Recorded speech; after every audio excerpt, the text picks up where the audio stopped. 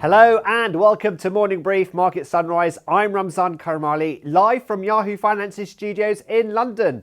It's Wednesday, 20th August. Coming up on the show, Wall Street's tech sell-off spreads across the globe. Trouble at the top at Target? The retailer makes a leadership change, but will it be enough to turn around the troubled retailer? And we'll be looking ahead to Fed minutes that will be out later today in the week when all eyes will be on Jerome Powell when he gives his final ever Jackson Hole speech. So grab your coffee and let's own the morning.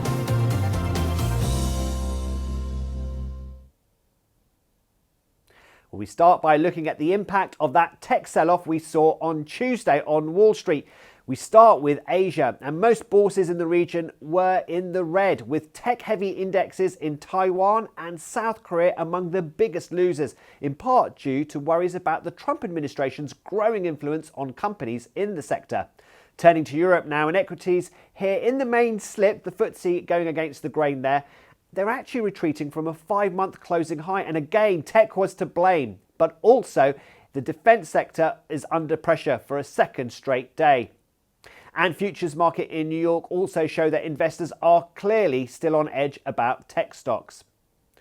There are a number of factors surrounding the big sell-off in tech. Yes, there's the growing influence of government in the sector, but also earlier this week, a report authored by a branch of MIT was pretty damning when it comes to returns from AI and the hype surrounding it. The researchers said that 95% of organizations are getting zero return from the investments in generative AI. And don't forget the recent comments from OpenAI CEO Sam Altman, who suggested an AI bubble may be forming. Okay, next up, we're talking interest rates. Well, later today, we get the latest minutes from the Federal Reserve's last meeting. Remember, the vote was split 7-2 in favour of keeping rates on hold. In fact, it was the first meeting at which multiple governors voted against the final decision since late 1993, with Michelle Bowman and Christopher Waller both favouring quarter-point rate cuts. Now remember that Fed Chair Jerome Powell will give his last speech in Jackson Hole on Friday. Investors will be listening for whether he signals an interest rate cut next month, but he could also lay out big changes to the central bank's dual mandate that will last long after his tenure is up next May and mark part of his legacy. And finally, big news out of Target. The discounter has just announced that longtime CEO Brian Cornell's heavily groomed number 2, Michael Fiddelke, will take over as CEO on February 1st, 2026. The troubled retailer has also just revealed Q2 results that were better than expected, but earnings still plunged by more than a fifth. Well, let's get more on the changes and the latest results at Target, and who better to help us navigate through this than our executive editor, Brian Sozzi. Brian, great to have you with us again. Let's start with this change at the top. How big a deal is it that we've got a new CEO at Target?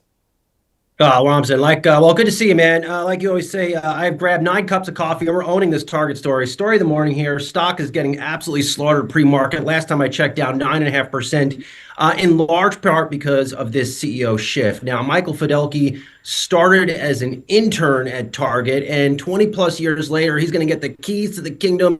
That is the CEO's seat. He's slated to take over from Brian Cornell, who took over in 2014, Ramzan. He's slated to take over February 1st, 2026. Cornell will slide to an executive chairman role. So if you're on the Yahoo Finance platform right now, you're probably wondering what the hell is going on here. New CEOs usually perhaps sometimes seen as good news. Bottom line is this. Target has been struggling, and in the second quarter results that hit out today, sales in stores were down 3.2%, earnings were down year over year. This has continued. This was just another negative or poor performing quarter for Target, and really what has been a string of them over the past 2 years. Now, Fiddelke has been there throughout this stretch of poor results. However, he's also been there before these bad stretch of results have taken. I think, the people that I have talked to that cover Target, know Target well, I think they would have liked to see an outsider brought into this company, especially after a long period of time, a long CEO tenure in Cornell, come in there, fresh eyes, shake things up. Now, I asked Fiddelke on a call discussing this decision. I asked Michael, how candid are you prepared to be to shifting strategy for Brian? I think Michael is ready to shake things up a bit. He's not going to have a honeymoon period because the Wall Street knows him. Normally when a new CEO comes in, they get a honeymoon period. They can assess the operations. Michael's been there throughout really the past 4 or 5 years, working very closely with Cornell as he got groomed for this job. So he's going to have to come in hot, Ramzan. He's going to come in hot on changes he's going to want to make. He's going to have to give a clear timeline on when he thinks Target can turn things around. And he's not going to have, I would say, that year honeymoon period to try and experiment with certain things. Well, the markets clearly don't like what they've heard in terms of results for starters, but are they also really disappointed? I mean, you mentioned there that he is an insider. He's been there 20 years. I think his statement said he bleeds red, target red. So That's correct. do you think the markets are just like fed up? They wanted someone new, they wanted fresh blood, and they haven't got it. Well, Ramzan, if I could speak directly to the market, if like Mr. Market and I were talking around the camera instead of you and I mean, I would just say this. Michael Fiddelke is an accomplished retail executive that knows Target. He started as an intern. He was CFO. He was COO. You do not get these positions at a company the size of Target if you do not know what the hell you were doing. So, accomplished executive. I just think this is a case where the market and investors wanted to see someone from the outside come in here, reassess the operations, and refocus on several certain things. Now, Michael has to come in here hot. I think he's got to focus on improving the operations, whether it's buy online, pick up in store. Has to signal, I think, to the everyday consumer that they are a low price leader. It may not be as cheap in some parts of the merchandise assortment as Walmart, but he needs to get that value messaging through. I think he's going to have to expand more aggressively in grocery. Walmart has expanded aggressively into grocery, has to do that. And then, oh yeah, Ramzan, all this is coming at the same time as the Trump administration is raging a tariff war versus the rest of the world. More than 50% of the goods that Target sells are home goods, apparel, that's stuff that comes from overseas. And by extension of that, with those tariffs, margins are getting hit. When we spoke earlier in the week, Brian, you didn't have much hope for Target's results. Let's be honest. So really, maybe this reaction is overdone. I didn't. And Rob's not to toot my own horn or pat myself on the back, but yeah, I was right because the quarter wasn't that good. I'm locked in and loaded. And look, the earnings call is going to go on soon. We'll have more to say on that. But here's the points I want to point out on these Target earnings.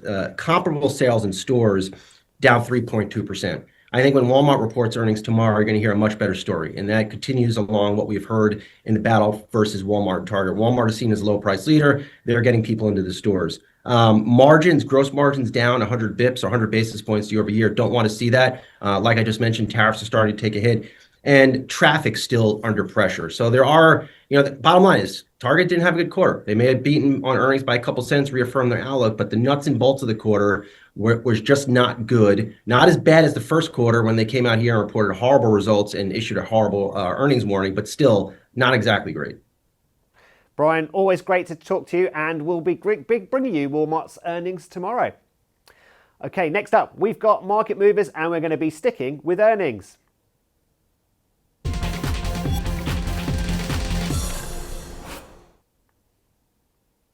Okay, let's start with Lowe's. They've just released results. Now, on an adjusted earnings per share of $4.33, well, that easily beat the street's expectations, and the firm now believes its full-year sales will be better than it previously forecast.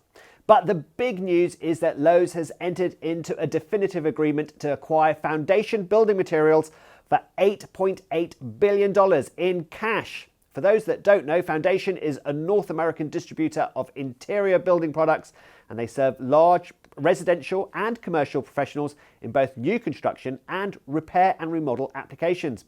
And the market seemed to like this deal, sending the shares higher in the pre-market as you saw there. Okay, but the markets, they don't like what they've heard from Estee Lauder. At one point in pre-market, shares were down 14%. Now down, I think, a little less than that. It's actually because down just over 8%. Its actual Q4 adjusted earnings per share beat estimates, but the decline in organic net sales was greater than expectations, and the firm reckons it will take a big hit from tariffs. The manufacturer and marketer of makeup, skincare, and perfume now reckons it will take a $100 million hit to its full year 2026 bottom line as a result of tariffs. And finally, we turn to China and Baidu. Its revenue fell. It's hurt by economic downturn, and that's not just hurting its chances of fighting bigger rivals, but also stopping it from making inroads in new growth areas. The Ernie chatbot creator's sales in the June quarter came in at 32.7 billion yuan or $4.6 billion. That was in line with the average of analyst estimates. Net income, though, came in at 7.3 billion yuan versus the projected 3.7 billion yuan. Now, China's internet search leader is betting big on generative AI to drive future growth, but it faces mounting pressure from rising open source models like DeepSeek, as well as a wave of AI native apps eating into its turf on top of this as well. Now, its core search business is also losing ground to social video platforms, including TikTok's Chinese twin, Douyin. Well, for Baidu, we showed you the chart for its American Depositary Receipt, or ADR. Now, ADRs allow company shares to effectively trade in US financial markets. So it's very appropriate that our latest episode of Stocks in Translation will give you the lowdown about investing in foreign stocks. That's coming up after the break. You're watching Morning Brief, Market Sunrise.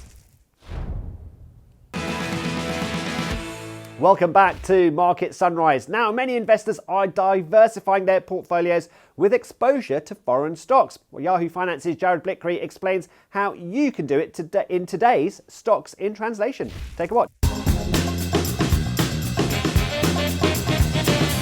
Here's something that might surprise you. If you're in the US and you own a foreign stock like Alibaba, AstraZeneca, or Toyota, chances are you don't really own the stock. What you own is the wrapper.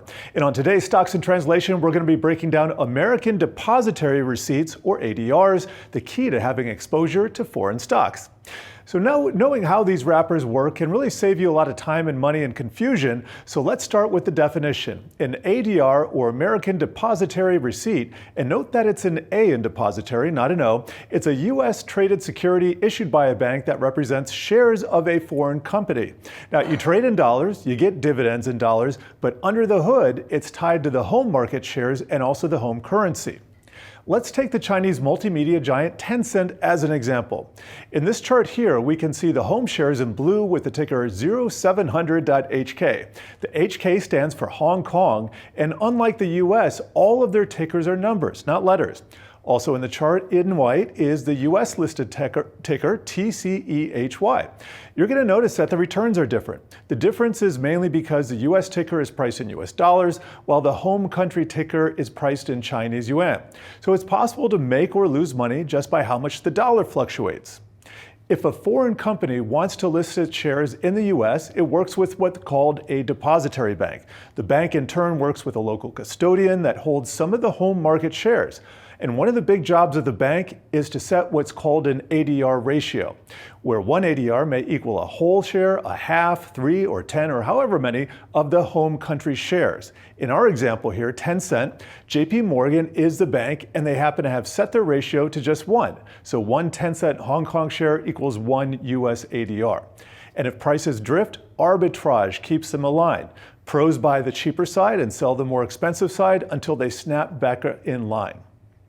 Then there are 3 different levels of ADRs, which helps determine how and where they trade, along with how the company can use them. Level 1 ADRs trade not on an exchange like the NASDAQ or the New York Stock Exchange, but over the counter, or OTC market. That's where Tencent's ADRs trade. Level 2 or 3 means that they trade or list on an exchange, and level 3 alone adds the ability of the company to raise capital or money in the US. And a few housekeeping notes here. Dividends, they start in the home country, and then the bank converts them to dollars after withholding taxes and paying any depository fees. Stock splits show up as ratio adjustments, and when it comes to company spin-offs or rights issues, ADR holders may get a cash lump sum. And note that it usually takes longer for actions that affect the home company stock to make their way to the US investors. So now let's go over some of the risks, and we start with the big one, currency or foreign exchange movements. Even when the company stock does well on its home turf, a strong dollar can eat at those returns. And on the flip side, a weaker dollar can juice the performance. Then we have policy risks, which can include everything from regulatory crackdowns to sanctions and potential delistings. And finally, we have liquidity and hours. ADRs, they trade over US hours. So remember that news can hit one side first while the other is closed. By now, you might be wondering if you can just skip all this ADR stuff and buy the overseas directly. Some brokers allow it, but expect some friction, like extra approvals, foreign exchange conversion, local taxes, even stamp duties. And remember, you're going to be trading during market hours over there. For most US investors, the ADR route is simply the most practical route. Finally, here's your 3-step sanity check. Number 1, map the ADR to the home country ticker. This is simple enough using the Yahoo Finance app or site. 2, compare the long-term returns, which you can also do on our app and site. You want to get a feel for how big the gaps can be due to these currency moves we've been talking about. And 3, check the fine print. Depositary fees and ratios, withholding taxes, as well as how your broker passes them through. Bottom line, you're not just buying a company, you are buying a package. If you know the ratio, the currency, and the fees, you can understand what you really own. And when you see the home country and US tickers move a little bit differently, you're going to know exactly why. Tune in to Stocks in Translation podcast for more jargon-busting deep dives. New episodes can be found Tuesdays and Thursdays on Yahoo Finance's website or wherever you find your podcasts. Coming up, we'll take a look at some of today's trending tickers and give you the news behind the moves. That's next on Morning Brief Market Sunrise.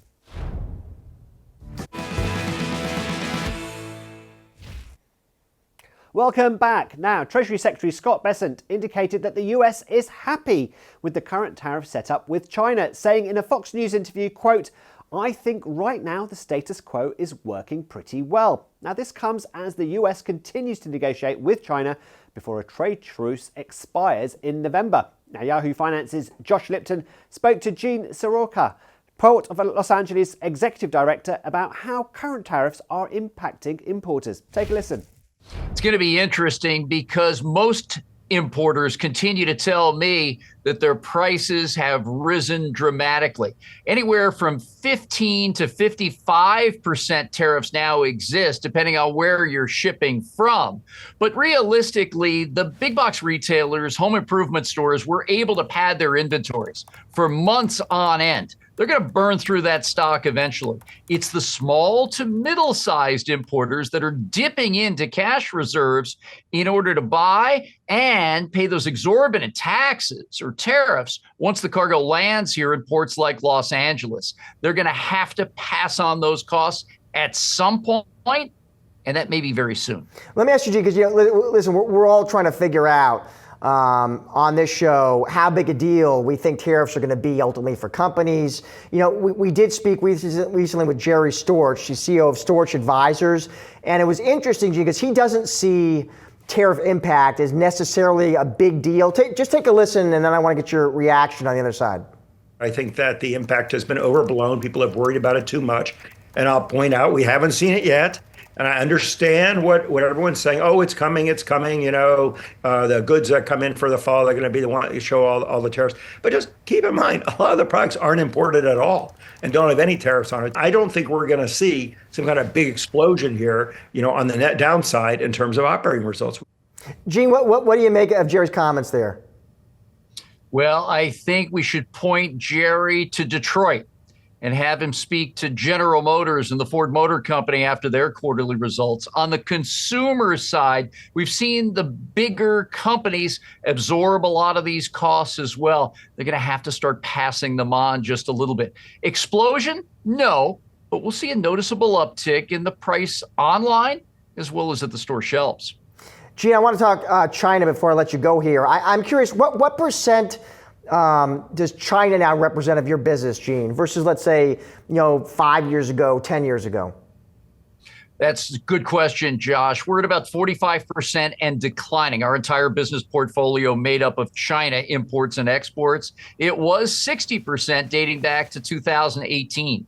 We've seen a strong shift in sourcing and manufacturing to Southeast Asia, locations like Vietnam, Indonesia, Malaysia, and that will continue based on the merchandisers and importers we talk to on a regular basis.